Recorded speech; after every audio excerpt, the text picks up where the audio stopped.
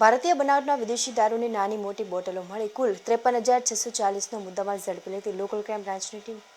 Bhavnagar LCB police સ્ટાફના માણસો ભાવનગર શહેર વિસ્તારમાં પેટ્રોલિંગમાં હતા. તે દરમિયાન ભાવનગર શહેરના આનંદનગર રોડ આડોડિયાવાસમાં રહેતા પૂજાબેન પ્રદીપભાઈ રાઠોડ તથા તેના પતિ પ્રદીપ ઉર્ફે પપ્પુ હર્ષદભાઈ રાઠોડ પોતાના કબજા ભોગવટાના રહેણાંકી મકાને ગેરકાયદેસર ભારતીય બનાવટી પરપ્રાંતીય ઇંગ્લિશ દારૂ રાખી વેચાણ કરતા હોવાની મળેલ બાતમીના આધારે